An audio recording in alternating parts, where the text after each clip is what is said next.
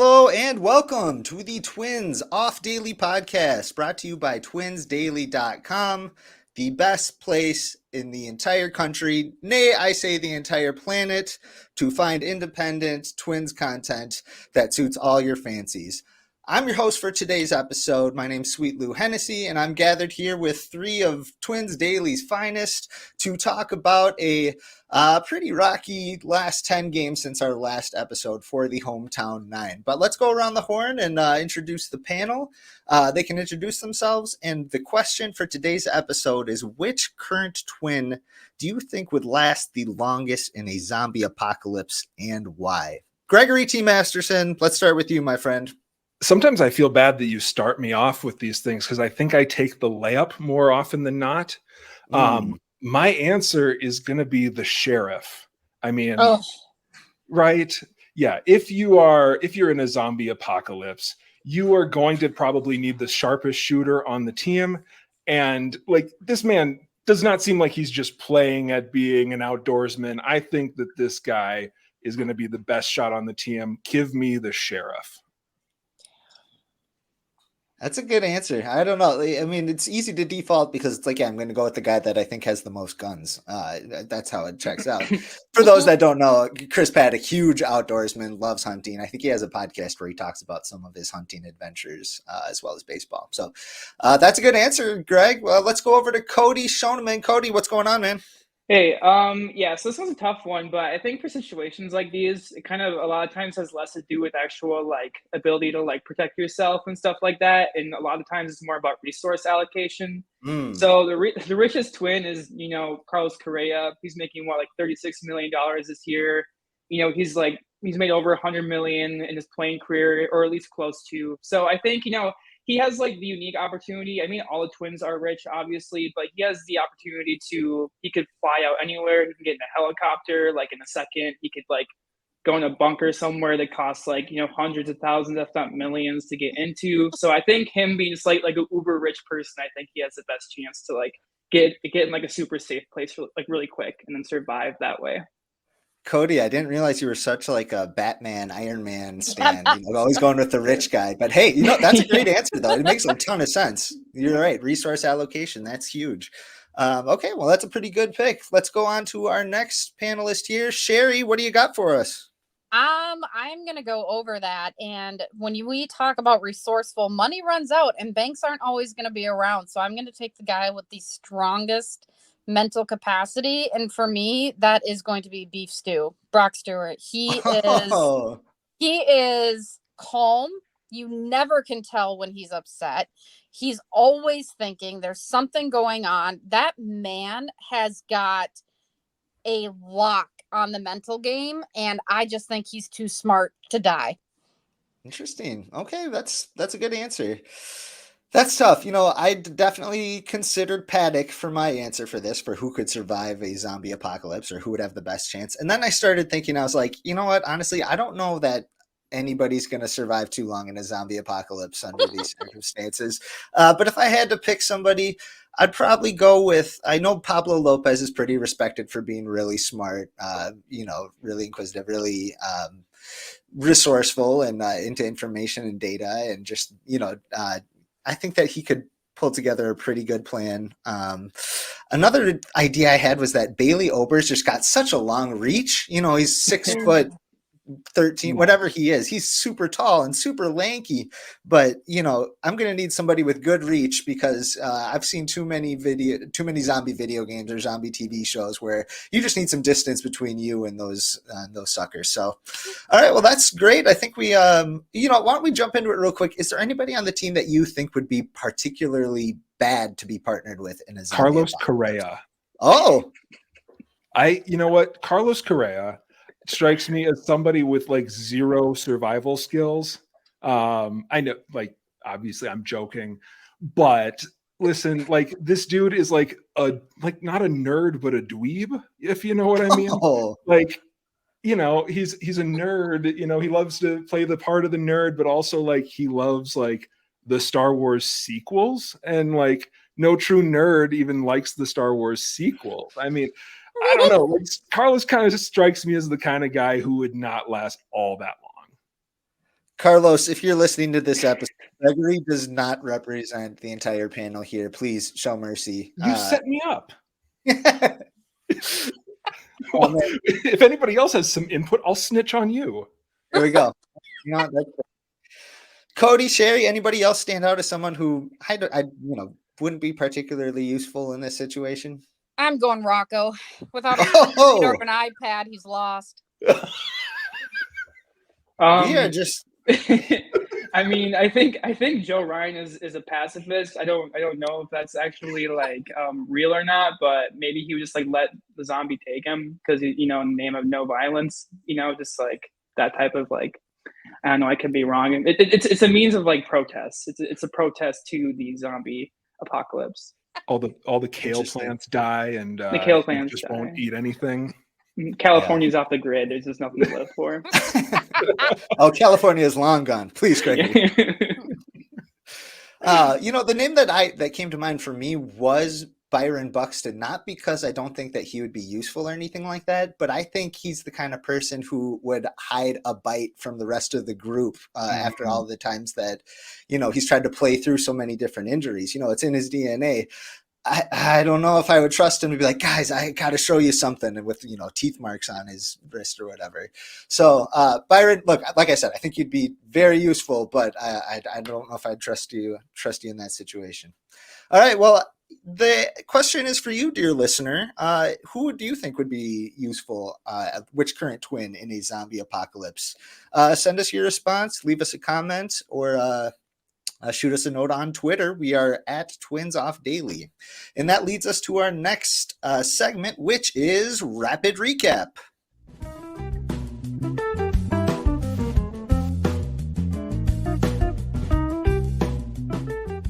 And Rapid Recap is brought to you by the Twins offense. Are you procrastinating? Turn on a Twins game and you'll do anything to turn it off, even scrubbing the toilet. The Twins offense, it makes movies like Megalopolis and The Room look like cinema. Megalopolis is cinema, Greg. I would say The Room is cinema, but you get my point. Oh, baby. Well, we're just taking all sort of shots today. So we'll see what happens in the final 3 segments of the show here. But for a rapid recap, let's talk about how we're feeling after, like I said in our introduction, a pretty shaky 10-game stretch since our last episode. They got swept by the Yankees. They got swept by the Guardians. And they luckily landed 2 wins against the Washington Nationals, giving a little momentum as they head into the next stretch. But let's talk about it. Who's hot? Who's not? Who caught our eye? Greg, let's start with you, my friend. Who is hot? Well, that is a really tough question. Before I get into my who's hot, I'd just like to say that, because I looked it up and did the math, the Twins have had 3 streaks this year where they have won or lost at least 5 games. They have gone on a 5-game losing streak, a 7-game losing streak, and a 12-game winning streak. Those 3 streaks even out to a 12-12 record, and they're 3 games above 500 for the other half of the season. But half of the season, they have been on these winning or losing streaks, and it's just exhausting to be a Twins fan. I looked that up, so I need to share it. Who's hot? I am excited about it, and it's been in a very small sample, but Byron Buxton has looked pretty good coming out of his injury time away. Happy that, I think he was a few days over the minimum, but for the most part, he seems like he's doing fine. He's been on a little bit of a hot streak-ish that was broken up by the injury. But he's around a 900 OPS right now over his last 20 games. That's a solid place to be for Buxton. He's able to play in center field a little bit. Again, I think he's only had 15 plate appearances since getting back. But I'm encouraged to see that he is hitting the ball well. He had that 2 home run game. Great to see that he is bouncing back, hopefully. And he's still playing excellent defense too, which is, Yeah. icing on the cake. We'll definitely need his offensive output, especially for how streaky things have been. But it's been refreshing to see him out there in center field, and then they can move Willie Castro to third base or left field, or they can do a different mix. But Cody, what are you thinking? Anybody standing out, being hot, being not? What do we think? Yeah, so as Greg pointed out, I mean, during the streaks, we have like the cold streak, hot streak, cold streak. They're next level, as the Twins said. But there's been one aspect of the team that's been consistent during that, and it's been the starting pitching, I believe. And I think two pitchers who stand out are Simeon Woods Richardson and Chris Paddock, who are the 4 and 5 starters in the rotation. SWR has came in after Louis got sent down to AAA, and he's really, he's struggled a little bit, but he's been overall very impressive, and I've been very happy with how he has performed. Chris Paddock, we didn't really know. He performed really well last year in the playoffs. His velo was up. Everybody was super excited about him. He started off a little bit slow, but lately he's really picked up, and he's actually kind of almost looking like a frontline starter, which is super encouraging. I don't know if it's going to maintain. I don't know if it's going to keep. If he's going to keep looking like that good.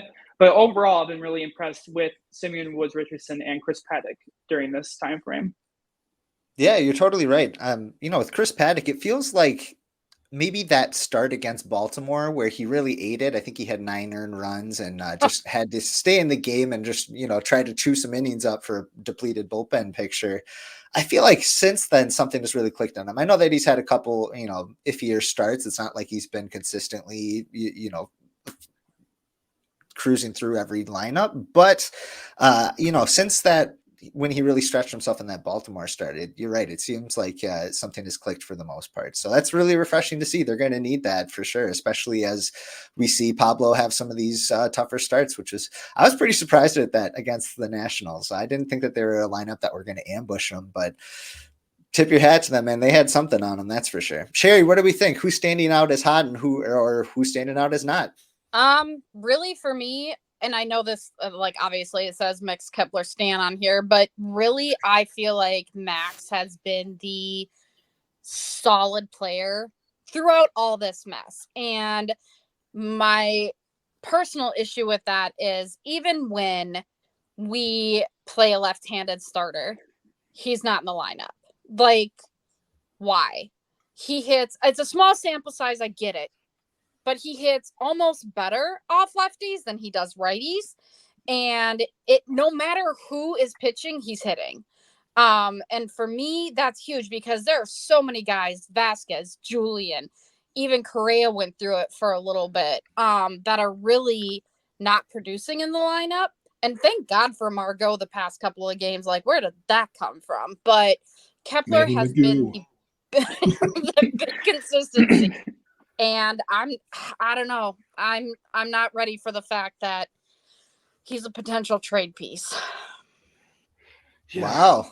I do want to jump in because you kind of sorry for cutting you off, Lou, but it was kind of going to be my who's not right now or kind of all season. Sorry, going through puberty, voice crack. For the 4th time. Yeah. But poor Christian Vasquez has not been hitting he finally got that hit. He was like pretending to ask for the ball. Like, I'm glad that he's keeping a good humor about it.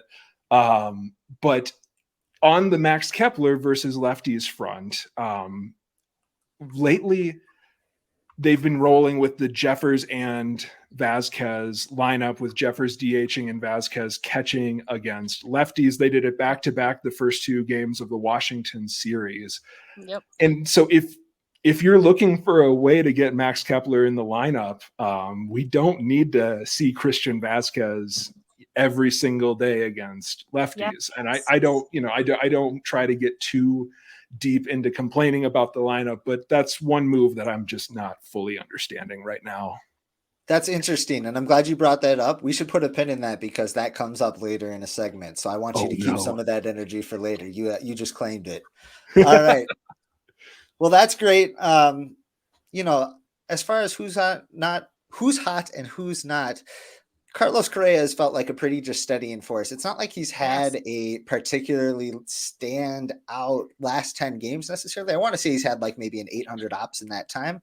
But that's awesome. That's great. That's fantastic. But, sometimes when in this segment we're talking about, Willie Castro has been incredible for the last week and a half. He has a 1,200 OPS, something like that. But Correa has just been, a great leader. You get the sense that he was a big part of that players only meeting. Not only that, he plays excellent defense. He's got that strong arm that has just saved us a few different times so far this year, getting a double play that most other teams maybe wouldn't get with because they had a shortstop that didn't have such a cannon for an arm like Correa's had. How about minor leaguers that have caught our eye recently? Let's go around the horn the other side here. Sherry, any minor leaguers that have caught your eye recently that you want to bring up? Not even recently, just kind of forever. Emmanuel Rodriguez, Erod is just he is consistent. He is consistent at the plate. He's consistent in the field. I actually was a little bit shocked because I at one point had made mention that I really wanted him to come up, and then I saw how Austin Martin struggled in the defense area. And I thought, you know what? Maybe leaving Erod down for just a little bit longer is smart because Martin is still figuring it out. He's still figuring out where his spot is. But God, I love Erod. I love his bat. I love his defense. And I hope he's here for a long time. That's a good answer. I don't expect him to necessarily make his debut or, get a meteoric rise right up to the big leagues here. Right. But there are a handful of guys throughout the league, rookies, who that is the case for them. These top prospects that are having huge success at AA and, maybe there's not so much to prove at AAA level compared to the big leagues or, some big need arises on the MLB roster, somebody gets hurt or, something like that. Like I said, I don't expect it to happen, but it's not like it's impossible. We see this happen every once in a while. He is particularly young, and I get that. I would love to see him get a promotion to AAA sometime soon, though. I would love to see him playing in St. Paul. I live right down the road from the ballpark, so it'd be fun to see him there in the Saints blue. Cody, who are we thinking? Any minor leaguers standing out for you? Yeah, he's been doing really well. The guy that I'm going to pick, Luke Kiesel, he's been incredible this year with Cedar Rapids. Just saw in May, he's hit 3 home runs, 4 stolen bases. So he has the rare combination of, power and speed, which is incredible. That will get you up to the big leagues faster. He was a second round pick just last year. So, there is some things, still tinkering with, but overall he's been really impressive. For some reason in my mind, you always make connections, kind of like loose connections with players. And for me, Kiesel is I feel like one of the best outcomes in my mind is a idealized version of David Fletcher, the former Angels second baseman. And that's kind of fitting because he's, getting in trouble for gambling. So I don't know why I made that connection, but I don't think fitting is the right word. Who else is in trouble for gambling? Relevant, I think, was the word that you were talking about. Sorry. Oh gosh. Good. But yeah, no, relevant. So hopefully he's not an idealized version of David Fletcher, but overall, Kiesel's been really impressive. I think he'll, maybe get promoted to AA this year, and he's been really just incredible. And I'm looking forward to him as a long-term, part of the Twins' plans. Yeah, it's a good pick. He's, I feel like he gets paired a lot with, who's it, Tanner Scoble, the other infielder they took in that draft. So it's kind of fun seeing their careers kind of parallel. I know they're not necessarily the same exact type of player, but it'd be fun to see them kind of go through the ranks together. I feel like they might be one of those stories. That'd be great. Sir Gregory, what do we got? Yeah, so this guy has not actually done anything in the minors, but he did catch my eye. Our friend Matt Canarino. I don't know why he's our friend, but maybe we'll have him on someday. So Matt Canarino is doing long toss now, which is super exciting. Basically, as soon as Matt Canarino is ready and healthy, I'm guessing he's going to be in the major league bullpen. Ooh. Haven't really seen him because of injury for the last couple of years, but he's got the nastiest stuff in the system right now. So it's going to be, it's exciting whenever we can get a positive update about him. Obviously, there's a little bit of a boy who cried wolf thing going on because we're getting a lot of positive updates that are followed by negative updates. So we're just, hoping that it eventually comes through, and not to get too down and not to be too reactionary and not to be too, because you would never accuse old Greg of being reactionary. Never. But I did want to just point out today, maybe I'm going to look silly in a week and everything's going to be fine. But Johan Duran's velo was way, way down. And that's silly to say when you're complaining about him throwing like 97 to 99. But there might be something going on there. It's one outing. It happens.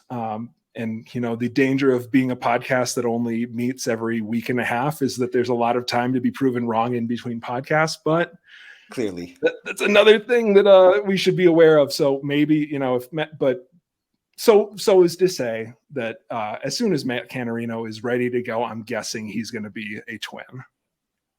Very interesting. The first time, one of the first episodes when we did this segment, Gregory picked somebody.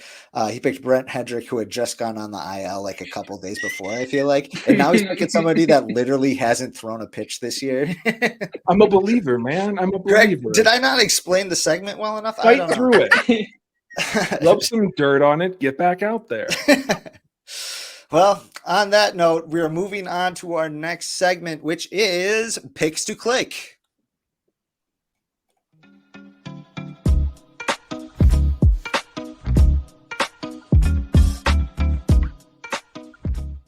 So for Picks to Click, every week or every episode, I should say, we pick a new category that we track until the next episode. So for example, last week, we each picked who we thought would have the highest OPS for hitters since our last episode, which was on May 13th.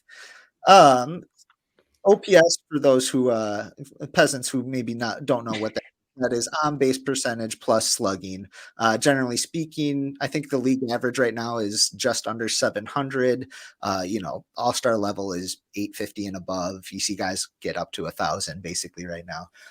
If you're below 650, you're in a tough spot. Okay, so our picks from last week, I picked Trevor Larnach. Greg picked Ryan Jeffers. Matt Braun picked Carlos Correa, and Cody Schoenmann picked Edouard Julien. Do any of those four stand out to you over the last 10 days before I tell you who won, who had the highest OPS of those four? Trevor Larnach, Ryan Jeffers, Carlos Correa, Edouard Julien. Trevor Larnach had one hit between shows. Can confirm I did not get the point. I can tell you it's not Julien either. So yes, that. Julien also struggled mightily. Ryan Jeffers started really great. His first at bat after the show was that leadoff home run, and then he went like, what did he go? 6 games without a hit or something like that before he got 0 for 16, today. I think. Yeah, the single. Yeah, it was a brutal week, and it was good for second among this group. So Carlos Correa was the winner. He going into today's game, he had an OPS just under 800, and obviously he had a home run, so he probably eclipsed the 800 mark. Everybody else was under 500, so not a great stretch. But our friend Matt Braun gets the point, which puts him on our all-time scoreboard that has Lou and Greg at the top with 2 wins each, Matt Braun with 1, and Nick Nelson and Cody Schoenmann with 0. Our next category that we are going to be tracking between now and June 3rd is going to be most strikeouts by a Twins reliever. And we are going to start with Sherry, since she has not played around to this yet. I think that's fair. Sherry, who do you think on the Twin staff is going to have the most strikeouts between now and June 3rd? I'm going with Jax. Wow. I think that he really, I know it's a reliever. I know it's not a starter, but he kind of hit a little bit of a struggle for maybe 2 or 3 games, but it wasn't horrible, right? It was just something was a little bit off and they capitalized on it. It was also the Yankees, also the Guardians, like whatever. But Jax has really surprised me this season. I mean, he is locked in. He is good. I don't know. I feel something really good about him. X gonna give it to you. By the way, his entrance music, Joan Duran's understandably gets a ton of fanfare because of, the turning down the lights and the awesome song and the flames on the scoreboard. Griffin Jax coming out to DMX is awesome as a setup opportunity, and I have so much fun when he comes into games. Yeah, That's a good pick. I think he would probably be the front runner, I want to say. Like, he would be the odds-on favorite coming into this. Cody, how do you feel about that? What do you think? Who are you going to pick for most strikeouts between now and the next episode? Josh Dalmont. Everybody's pick. Josh Dalmont. Took it right out from under me. I knew it. I was waiting to sabotage Greg. No, so 4-game series against the Royals. There's a little bit revenge element. Everybody's going to look forward to the Dalmont revenge series.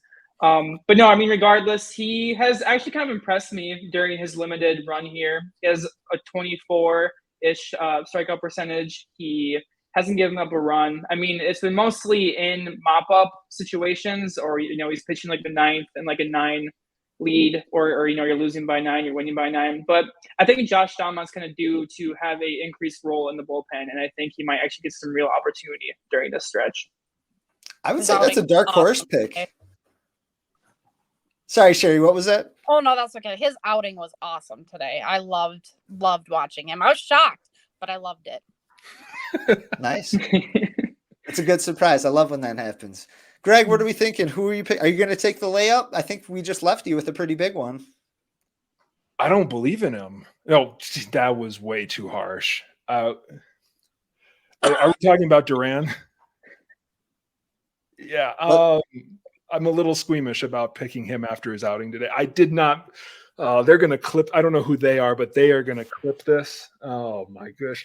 I'm going to be. Grant MN3 is going to clip this. Known as the Yoan Duran hater of the century. It's because he's throwing that daggum curveball to him now. Okay, sorry. I will actually get to my pick. I'm going to go. I feel like there's going to be at least 2 times during this stretch where the Twins are going to need innings. And as an avid minoxidil user, I am going to choose Caleb Bosley. That's bold, man. But Sherry is making a face. Minoxidil is it's a topic. I got that. I'm worried about your pick. Oh, come on now. But for the listeners at home, minoxidil is a hair regrowth topical solution sold under the brand name Bosley. So it's a pun. Maybe I just made the pick to have a pun, but also I think that I'm going to go for the innings play. I think that he's going to get a lot of innings over the next 10 days. I think that Cole Sands has kind of been moved out of the kind of long relief role. I'm going to go with Caleb Bosley. I don't know if I'm going to be able to make this pun again because he might, be optioned or whatever. He's that type of reliever right now. So I wanted to take the opportunity. Well done. Whatever you say, Grandpa. I don't know, man. That's an interesting pick. We've got 2 what I would call dark horse picks in this. So you know what? I'm going to go with I'm going to take the layup. I'll take the points. I'll take Yoan Duran. I know that there's so much ballyhoo right now about his velocity being down, and it is concerning. But you know what? We said the same thing about Pablo, a few weeks ago, and then he came back the next few weeks with better stuff. But I do like Steven Okerts. I think that he's going to get some bigger roles here. I think he's going to climb the ladder as their top lefty. I know that some people don't have a lot of faith in that, but I think it could happen. But I'm going to go with Duran, especially once his bobblehead comes out this Saturday, I believe is when they're handing that out. But that leads us to our next segment, which is a brand new one on the Twins Off Daily podcast, and that is Sweet Nothings.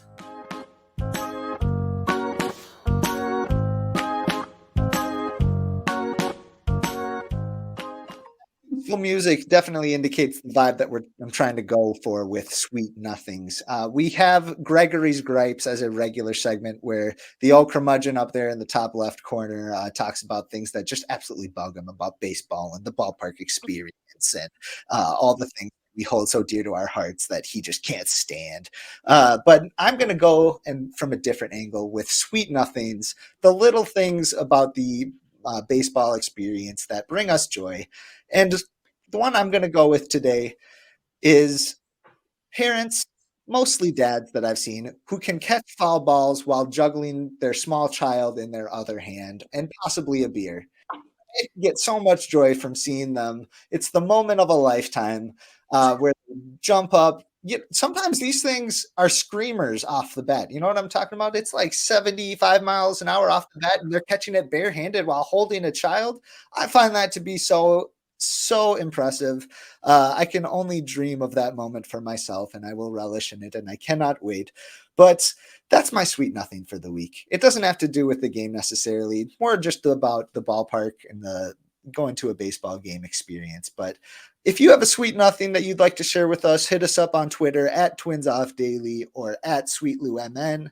Let us know what you're feeling, because we can't let Greg set the tone for every single week for us. Otherwise, we're going to go insane. Let's be honest. But well, I'm already there, so I'll keep the motor running.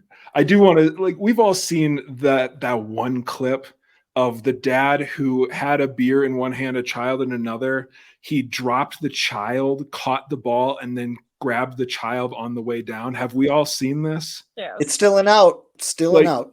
Like child protective services would have been called if he didn't pull it off, but since he did, he's a hero, you know?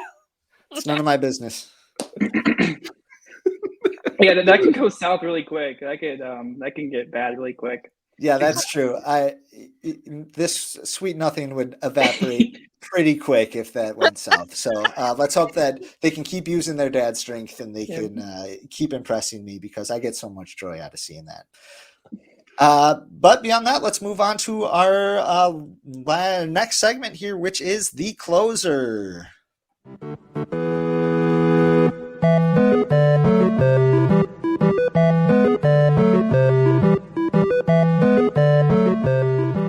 So today's game is going to be Hot Seat, and how that works is that I'm going to assign a prominent role with the Minnesota Twins to each of our panel members here. I'm going to give them each a prompt and see how they would respond if they were in this role themselves. Let's start with Cody. Let's see, pick 1, 2, or 3, my friend. 1. Let's see. Okay, Cody, you're a Rocco Baldelli. Christian Vasquez's offensive numbers continue to free fall. How do you reasonably limit his at-bats without removing him from the roster via injured list? It's easy to say, I put him on the injured list and I call Camargo up. You can't do that. How are you going to go about this if his this woeful trend continues for Christian Vasquez offensively? Yeah, I mean, so you have a couple options. I think one way you could do it, obviously, you can give Ryan Jeffers more appearances behind the plate.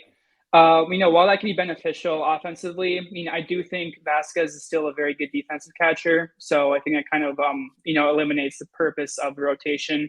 You could call up Camargo. That said, I'm not very high on him either, so I wouldn't really venture down that path. I don't know if I'd use the 13th spot for position players on that. So I think the Twins should keep doing what they're doing. I do like the rotation. I know Vasquez is struggling offensively, but that said, teams did employ Jeff Mathis for over 10 years simply because he was a great defensive catcher. So I think Vasquez provides enough defense where we're still a valuable player. I know the $10 million AAV kind of hurts and it kind of stings, but I don't think you can operate with that at front of mind. I think you kind of just need to work with what you have. And at this point, what you have is a very good defensive catcher who can complement one of the best offensive catchers in the league. So while, the idea of Vasquez playing less is, attractive, I think the Twins, what they're doing right now makes the most sense. And I still think they should run the rotation that they are doing. It's an interesting answer. To you, is there a line? Is there a bottom? Is there a floor that you would accept? Or is there a point where it's like, okay, this guy's hitting but he's a great defensive catcher. What's the line? How bad is too bad for an offensive output for a backup catcher? Yeah, so I think it can't get much worse than it is right now offensively for Vasquez. And I think Feels the like Twins it. kind of, I feel like the Twins kind of just know what they have and they're going to ride with it. It's kind of like their hands are tied behind their back. And sure, you can go with Camargo. And sure, I mean, it even could get worse, but I really think that they're just going to run with what they have because knowing how the front office operates too, for better or worse, they don't cut ties with veteran players, and they're obviously not going to cut ties with Vasquez with his money, and no team's going to take him on at this price tag right now. So I think kind of the only option is that they keep running him out, and as long as he's healthy, it's kind of like what they have to do. They have really no other choice in my mind, at least. All right. Other members of the panel, do we like Cody's answer as Rocco Baldelli? He's on the hot seat. Do we want to keep him around, or are we going to cut bait with him? What do we think? I'll just say, and granted, it was very contentious last year, but like, what's his name? Martin Maldonado has a job for one of the best teams in baseball. Austin Hedges is right now on the Cleveland Guardians and holding down as a backup. I might be more prone to saying maybe, he just gets one start at catcher a series, but I don't hate Cody's answer. Okay, so you're fine with him there. Sherry, what do we think? He's Rocco I- Baldelli. Unleash it on him. It's hard because, I've seen some of I don't think we've ever had a consistent lineup in the 85 years that I feel like I've been watching Rocco Baldelli be a manager. But outside of, bringing up Camargo, which I agree, I'm not a huge fan. What do? DH him? Let him start one time a series? There's just, sadly, with a position player like that, there's not a lot of options. And to his point as well, I really feel like once the Twins have invested in someone, specifically Santana, Manuel Margot, Vasquez, when there is that kind of money on the line, they're just not going to take them out. And so, you just kind of, it's frustrating, but you do what you can. Yeah.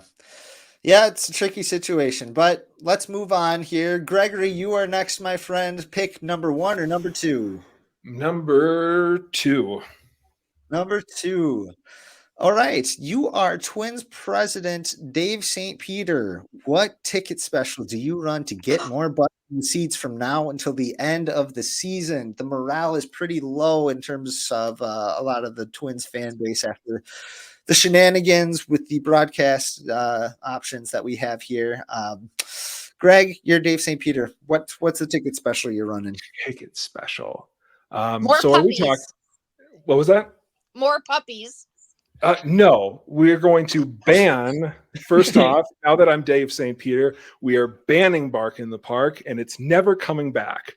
Second of all, we're going to fire TC Bear. We are going to sell tickets for TC Bear's retirement party, and as part of the ticket package, we're going to get to throw tomatoes at that daggum bear and his human hands. Yes. TC Bear, unblock me, you coward. Number 3, we are picturing. Oh, sorry. Go ahead. Keep going. No, please. I'm picturing TC Bear being like walked through the halls of Target Field and people like ringing their bells and like shaming him and like it's like a Game of Thrones episode. Have you guys seen the picture of TC Bear? Like he was down on the field naked a while back. He didn't have the jersey on, and so he was just running around as a only hatted bear. So it's happened before. We can line him up, ring the bells, and shame.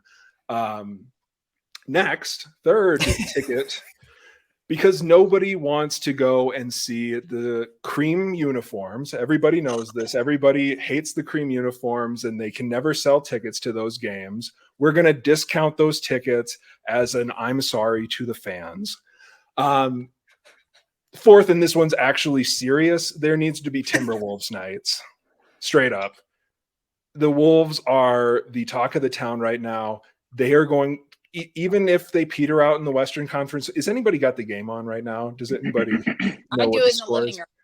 Okay. Well, no need to leave, but I was just curious if they were winning. For the record, for all the listeners, we are recording this during the Timberwolves games. That's how committed we are to you, Yes. the listeners.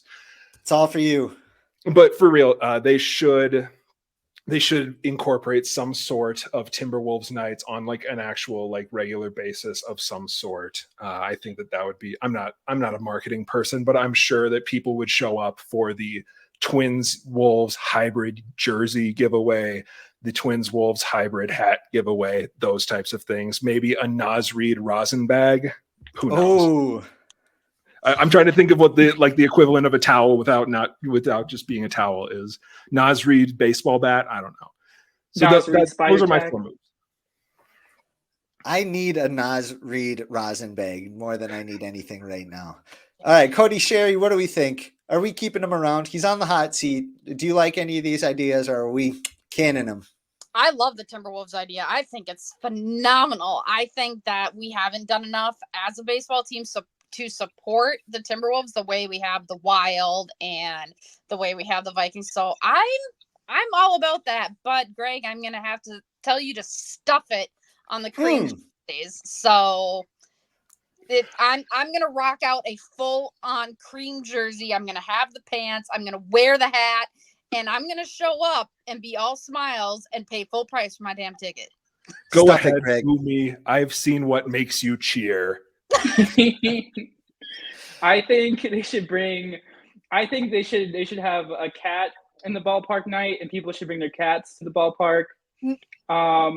Declawed with claws, any cat. I think they should bring cats to the ballpark. That's Carl Anthony Towns. Carl Anthony Towns. Yeah, bring your own cats. Let me see what else. In honor of Dave St. Peter, they could have a St. Peter night where people dress up as apostles. yes.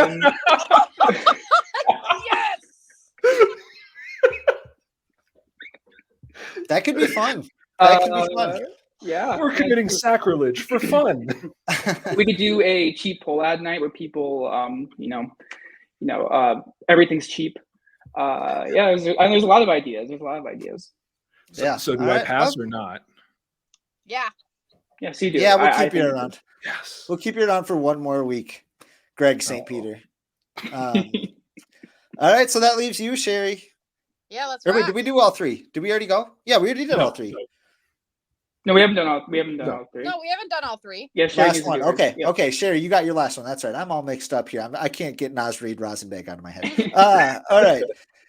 Sherry, you are president of baseball operations, Derek Falvey. Everybody keeps producing as they have been for the entire season. So everybody's keeping, I know it's been kind of a roller coaster, but, everybody's at roughly this level. And Royce Lewis is healthy. What roster move are you making to get him back on the major league roster with the Twins?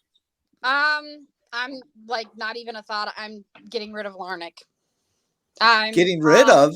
I'm not like on the roster. I'm moving him down. I'm, keeping him for my, July 5th date. I'm keeping him for my September trade time. I am moving Trevor Larnach out, and I am bringing Royce Lewis up. There is absolutely no question about that. Had you asked me 7 weeks ago, I probably would have said Miranda, but look at who showed up. Larnach is just not consistent enough for me to say that I think he's an asset that we need right now when I know that Royce is going to be up. Now, of course, Royce and Buck, they're hurt. They get hurt. Am I making the right decision? I'm not sure. But I am going to throw away my iPad and my spreadsheet, and I'm going to look at the players that see ball, hit ball, and catch ball. That's what I'm doing. Sherry, I hope you don't know anybody in the mafia. It sounds like you're out to kill somebody. It sounds like you're trying to get somebody off the map, and you want Trevor Larnach sleeping with the fishes is what I'm hearing. That's what happens when you want to get rid of him. Okay, Sherry, we get you. Watch out, Larnach. All right. What do we think, Greg, Cody? Do we like that answer? She's on the hot seat. Is this going to tip her one way or the other? Cody, you can go first. Yeah, I agree. I think Larnick is the most reasonable option right now. I think the only other two would be Miranda. If he's been hot lately. Maybe if he struggles a little bit, it would be like the kind of like the perfect 1-for-1 third base swap. So that can make a lot of sense. Kirilloff has been struggling a lot lately too. I just don't see the Twins optioning Kirilloff. I feel like with him, it's either in with the big league team or IL. So maybe a Kirilloff IL move would make sense, but no, I agree with her. I think Larnick is the most reasonable choice right now. Thanks, pal. Yeah, I think Miranda's been hitting. He's about 118 OPS plus for the season and about 125, 130 over the since we last met. So I think that you keep him around as long as he's hitting like this. I will. It's not going to be a pitcher. What I've been trying to work through in my head is without Larnick, you're still going to want to be playing Miranda every day. And so he's going to either probably, except for the days that Royce needs a blow, he's going to be at first base or DH, which is going to move Kirilloff. I honestly don't know if first base is even an option for Miranda at this point, though. He hasn't played there all season. He has one. Oh, He's okay. had one appearance this season. Okay. I can't remember how long it was. It wasn't a start, but he did end up over there once. So but if they're not feeling like playing him at first base, he's like the unicorn that is worse at first base than at third base. Mm-hmm. You're going to have him DHing. And so that's probably going to move, Kirilloff out to left field some. And then you've got a rotation out there of Kirilloff and Castro and Manny Magoo, and I'm blanking on. There's one other option. I think that's it for guys who are up in the big leagues right now. Yeah. Okay. So you probably do have like a little bit of an issue in terms of what are we doing every day in left field, but I think that that's probably the move. If Kirilloff had not had a couple of decent games, I would say he would probably be right up there with Larnick if he's continuing to hit like he has over the last couple weeks. But yeah, I think I approve. You have my approval. I know you were waiting for it. Always. That's all we need, Greg. Everybody just needs your approval. That's true. Yeah. That's why TC blocked me. Oh boy. Well, these were some good answers. I think we'll keep all three of you around. I liked your input. So you all passed until the next episode of Hot Seat. But let's move along to post-game high fives, and we'll take a quick look ahead at the schedule for the Minnesota Twins. They start up at home for 3 against the Texas Rangers starting on Friday. Then they have a 4-game series against the Kansas City Royals at home, and then they head on the road to Houston to play the Astros. Any last thoughts that we have? Any particular notes that we want to keep an eye on as we go into this next stretch here? Yeah, the games at Kansas City are naturally going to be important. They've been playing a little bit, at least above what I had anticipated. Kind of it's kind of weird because Texas, Kansas City, Houston, Texas and Houston are not looking hot, and Kansas City is, and that's kind of the inverse of what we saw last year. And so probably want to hope. What year is it? You probably want to 2014. Yeah, exactly. Alex Gordon's in left field. Hope the Rangers in Houston continue to kind of bumble around, and you hope that maybe Kansas City you are able to take care of, sort of like the Cleveland series. It's only May, but these games matter. So that, I guess, those are my thoughts. There's something about a 4-game series too, especially when you're trying to when you're facing a team with, like, I would put the Royals right now in a similar ballpark to the Twins. They've both been playing slightly above better than 500, right? The Royals are having a ton of success right now. So I think a 4-game series is really fun because you get the most of the rotation for both teams. It's a good picture. You're not getting a soft part of a rotation necessarily like you would in maybe a 3-game set. Anything else standing out for anybody before we keep moving on? Yeah, I mean, so what would be nice about these series is that maybe for once there was some like normalcy in how like the wins and losses were spread out. So maybe like say against Texas they go 2-1, against Kansas City they go 2-2, and then maybe in Houston they go 2-1 or 1-2. So it's not like it's not an extreme one way or the other. It's not like they go. It would be nice if they ripped off another win streak, but for the sake of like the fanhood, and it's like for the sake of like turning things around and making it kind of normal. Like it'd be nice if these were kind of just like normal series where like it wasn't like like one extreme or the other. Just like maybe like get into a stretch of like normal plays, normal like win-loss records. Cody, I'm afraid on Twins Twitter, there's no such thing as normal, my friend. No series is ever normal, as much as we would like it to be. I think that's really it, though. Like, I as much as I would love, like Cody said, to pad our numbers so I feel better, I would rather just be productive and continue to climb that way. Yeah, like a 5-5 or a 6-4, like and actually hit off speed pitches. That'd be nice too. Or swing the bat. Just swing the bat like once in at bat. I do want to follow up on Lou's comment about the 4 game and you get all of the pitchers. Kansas City is missing Pablo. Pablo is going to pitch the last game of the Rangers series, so unfortunately we won't see that. But yeah, the rest of the rotation we'll be able to see.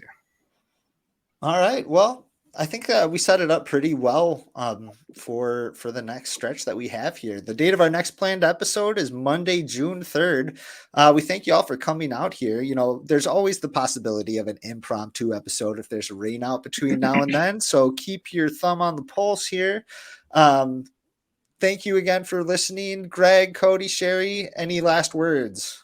Can I ask a quick question for all of us to answer before we go? Yes. Okay, so by June 3rd, do you think Royce will be back by then? I think he'll be back on June 3rd that week. I think they'll wait till after Memorial Day and into the very first part of June. I think it's like June 1st through the 3rd, like that area-ish.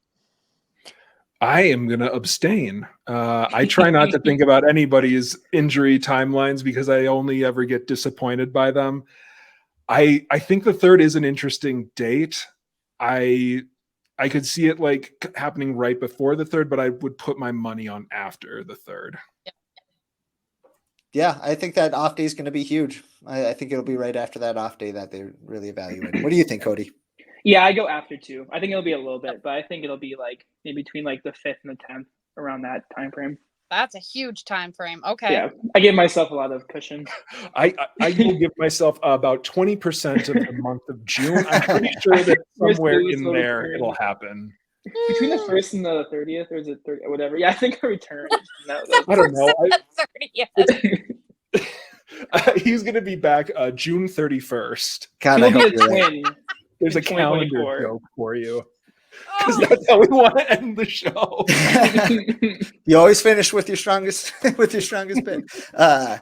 Anyway, with that said, thank you again for joining us. We love bringing you some Twins content on these off days. If you're having fun with us, let us know. We love hearing from the listeners. Please spread the word.